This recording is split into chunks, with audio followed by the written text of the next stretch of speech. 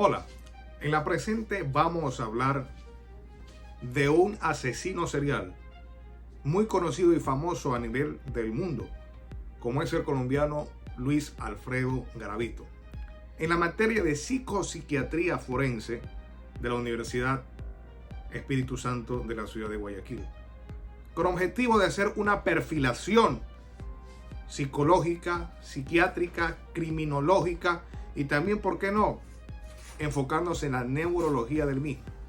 Ese es el objetivo de la presente grabación o documental.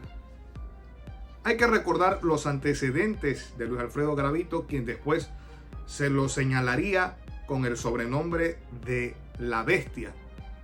Él nació en la década de los 60 en Génova, una región del departamento de Quindío, una ciudad del departamento de Quindío, sector rural.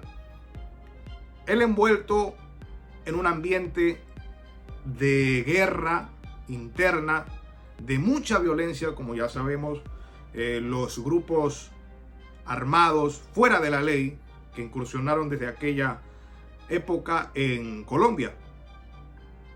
Se sabe, y por declaraciones del mismo en diferentes entrevistas, que vino de un hogar disfuncional, era el mayor de 7 hermanos, y declaró que fue abusado cuando era niño de su padre, era maltratado, tanto él, su madre y sus hermanos. No solo psicológica, físicamente, sino también llegó a decir que fue abusado de manera sexual. Él tuvo una niñez bastante compleja, tanto por lo que ya señalaba anteriormente, como lo que pasaba con sus amigos en su escuela, en su época de infancia y de pubertad, que recibía bullying, recibía maltratos, porque tenía una personalidad retraída, tímida, muy poco social. No solo que fue abusado, maltratado por su padre, sino que fue violado por un amigo de él, de su padre. Posterior fue violado por un sacerdote, y ahí comenzaron a acrecentarse o alimentarse esos traumas, ese odio, esa violencia, para poder luego exteriorizar hacia sus víctimas. Más o menos ese es el contexto de la niñez, del crecimiento, de la vida que tuvo Luis Alfredo Garavito antes de convertirse en el asesino serial de niños más temido y más grande de la historia de la humanidad. Porque se había conocido, hemos podido revisar en la historia, asesinos en serie que tomaban como víctimas a mujeres, a ancianos, o inclusive a hombres, pero mayores de edad, adolescentes. Pero Garavito se enfrascaba en los niños de 8 a 16 años y niños de sexo masculino. Tampoco eran niñas, tenía esa fijación por este tipo de víctimas, porque veía en ellos vulnerabilidad extrema. Siempre se fijaba en niños de clase baja, desprotegidos, que generalmente trabajaban en la calle, vendedores de distintos productos. Una vez hecha la introducción del ambiente en que creció Luis Alfredo Garavito, nos vamos a enfrascar en el análisis más importante, que es la temática de la presente grabación y documental, que es la diátesis estrés, la metodología para establecer la perfilación del asesino del criminal. En particular y en específico vamos a ver lo de La Bestia de Génova, como es Luis Alfredo Garavito. La diátesis estrés es la explicación de las causas de que se den o que detonen este tipo de psicópatas en la sociedad, que es la interacción de las causas neurológicas, psicológicas, genéticas. Pero además de eso, tiene que haber la relación con las causas que vive el asesino, el criminal, en su ambiente, en la sociedad, situaciones marcadas en su vida, como por ejemplo abusos, traumas causados, familiares en su entorno muy disfuncionales que lo maltrataban, en fin. Es esta mezcla de situaciones que pueden establecerse en las causas de por qué el criminal surgió así y le causó tanto daño a sus víctimas. Aspectos en Garavito como predisposición genética, podemos decirlo que sí, porque su padre era alcohólico y después él se convirtió en un alcohólico. Inclusive uno de los detalles de la escena del crimen en que él siempre dejaba luego de asesinar era que había una botella de licor casi siempre, y de la misma marca y del mismo tipo de licor. Es indudable que Garavito haya tenido factores de vulnerabilidad por el ambiente de violencia en que pudo haber vivido en su tierra, en su región y en su hogar, por supuesto, por parte de su padre, además de el estatus socioeconómico por el que él atravesaba y el maltrato de sus compañeros, el bullying, las burlas, todo esto, ¿no? Los desencadenantes fueron las violaciones, fueron los abusos del amigo de su padre, del sacerdote y un sinnúmero de vejámenes que sufrió en su niñez. Esto fue perfilando, fue moldeando su personalidad criminal y despertar esa psicopatía que tenía Luis Alfredo Garavito.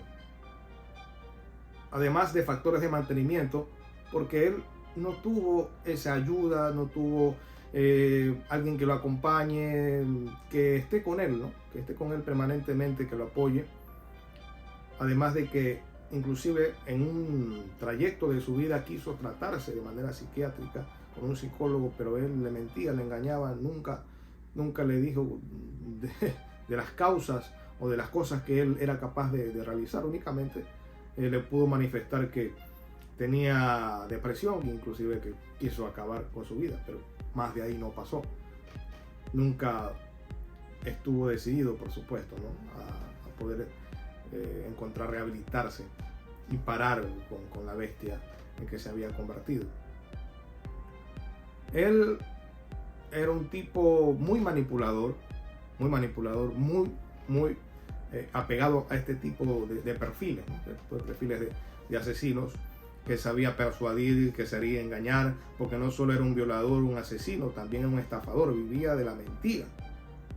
Se hizo pasar por sacerdote, por pastor, por director o dueño de una fundación, y así iba por todo el país, quitándole el dinero a la gente y matando a los niños, dañando a los niños. No solo en todo el sector de Colombia, sino también en Ecuador, cruzando la frontera norte de este país, pasando al norte de Ecuador, porque él viajaba y era su manera de tratar de que no lo detectaran, porque había mucha gente que huía del conflicto armado, de la guerrilla, de los paramilitares, y perdían sus casas, iban errantes por todo el país, cosa que para la población de dicha ciudad, de dicho departamento, no era nada inusual que lleguen personas nuevas a buscar refugio. Y de eso se trataba el modo operandi de Garavito. Él tenía una firma, como todo asesino serial, que era de amputar el genital luego de asesinar del niño y ponérselo en la boca. Esa era la firma de él. Dejar una botella de licor siempre en su escena del crimen. Y el modus operandi era engañar a estos niños, ofreciéndole dinero, comida, algún tipo de beneficio, y llevándole a un lugar inhóspito y poder perpetuar sus crímenes. Estamos claros que Garavito era un psicópata organizado. Sabía cómo perpetuar de manera anticipada, calculada, una vez que tenía el objetivo, cómo lo iba a engañar, dónde lo iba a llegar. Además que él tenía un calendario donde tenía la fecha y el nombre de cada víctima. Eso lo puede ser solo este tipo de enfermos o de trastornados como Luis Alfredo Garavito. Se lo puede también establecer como un sociópata, que siempre fue o se creyó víctima de la sociedad, del ambiente en que creció, de la familia o el hogar disfuncional donde creció. Él siempre, para interpretarlo así, ¿no?, quiso ponerse del lado de su victimario, es decir, quería estar del otro lado, de no ser él el que sufría, sino él gozar con el sufrimiento del otro. Eso fue lo que estableció su perfil y su modo de perpetuar sus crímenes. Además de que si nos ponemos a señalar o analizar su aspecto neurológico, es evidente que va a tener o tuvo una deficiencia en la interacción entre el COF y la amígdala, en la toma de sus decisiones y en la empatía hacia los demás, el miedo hacia las consecuencias de sus actos. Él no tenía la dimensión, por eso esa deficiencia neurológica, que es como un, por supuesto, lo podemos poner como un aspecto de diátesis, como antecedente o predisposición de él. Luego el estrés, que fueron las situaciones que pudieron ir desencadenando en su vida, que aportaron a convertirlo en el monstruo que fue, ¿no?, en el asesino de niños más grande de la historia de la humanidad. Es lo que podemos decir de Luis Alfredo Garavito. Las causas, tanto de predisposición como luego de los acontecimientos que sucedieron en su vida, es lo que hemos podido analizar de este gran método neurocriminológico como es la diátesis estrés. Para culminar,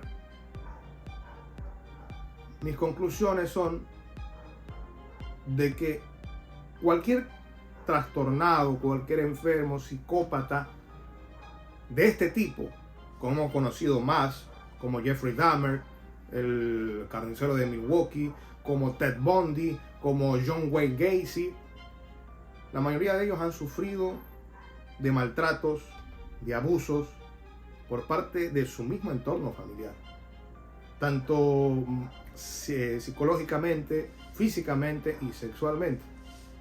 Y eso desencadenó luego en los genes que ya tenían, en